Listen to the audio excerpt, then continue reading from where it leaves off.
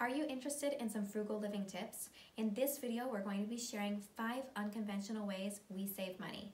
And this is just the first video in a 3-part series on unconventional ways we save money. So please subscribe and hit the notification bell so you don't miss those. I'm Michael. And I'm Dana. With Living Quite Simply. First on the list has to do with the mindset. And if we could shift that mindset, you'll save a lot of money.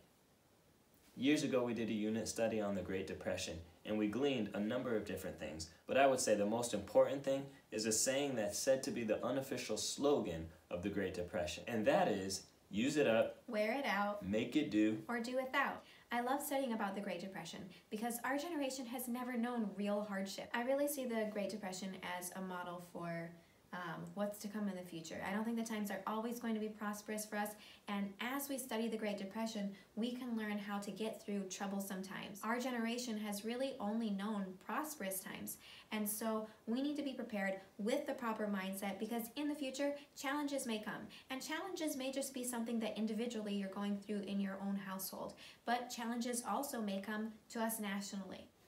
That's right. We can glean many frugal tips from the generations before us. And one of those is making use of the things that you have and not being so disposable with them. The more you can get out of an item, the more you're going to save because you're not having to buy those items as frequently. And in addition to that, it is important the quality of items that we're going to buy. Things typically nowadays aren't made as strong and as durable as they have been in the past. So it is important that if we are going to be intentional about saving money, that sometimes we do have to spend a little bit more on the front end so that it is something that's going to last. But ultimately, you're not buying something over and over again because it's breaking. And so in the long run, you save. The second unconventional way that we save money has to do with our groceries. I like to do as much grocery shopping at discount grocery stores as I'm able to. So as I'm doing my meal planning and I make a list of the things that we're going to be needing, before I go to the conventional grocery stores, I like to stop at the discount grocery stores to see if I'm going to find the items that I need while I'm there. Another way that we save money with our groceries is that we only buy produce that's on sale or in season. And you save so much money just by buying the produce that's on sale and planning your meals accordingly. Another way that we've saved money on our groceries in the past is by gleaning fruit. It's a great way to get fruit for free. Maybe you live in an area where fruit is grown, an orchard, or maybe you have friends who have fruit trees. One thing, you could ask them when the season is over if there's any left over that you can go and pick. You can always ask when they're done picking their fruit if you can come and glean. Obviously, this is something that takes time, but if you're willing to put in the time, you can get the produce for free, and we've done that a lot over the years. Number 3 on the list is buying specific food items in bulk. And when we say specific, we mostly buy grains, beans, spices, sweeteners in bulk. We buy our grains and beans in 25 or 50 pound bags depending on what the particular item comes in.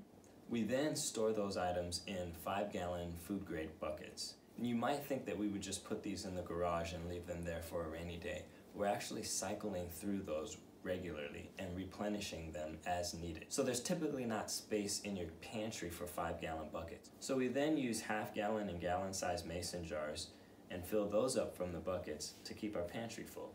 We also buy all of our spices in bulk, and those typically come in a 1 or sometimes a 2 pound bag. Next time you're at the grocery store, go down the spice aisle and pick up one of the little McCormick ones and look at the unit per price. You'll be shocked. Yeah, it's a huge difference when you compare it to what you can buy that same spice for per pound. The fourth unconventional way that we save money is cooking from scratch. When we go to the store and we buy something that somebody else has already made, we're paying for their time. So we choose to save that money by preparing it ourselves and cooking from scratch. That way you're not paying for the processing. And the taste is better and it's healthier. When we cook from home, we know exactly what's going into our meals, and it really is much more nutritious. Number 5 on the list is a way of life for us, and that is minimalism. We have found that when we have less, we save more. And this works because when you have less things to maintain and take care of, you're not spending as much money. I've also found that as we have adopted a minimalistic lifestyle, that we have been much more discerning with the purchases that we make. And when you have less around, you have less to worry about, and your stress levels are so much less. Well, friends, we hope that you enjoyed these 5 unconventional ways that we save money. Again, we're going to be sharing 2 more videos with more unconventional tips for saving money. So so please subscribe if you haven't done so already. Can't wait to see you in the next video.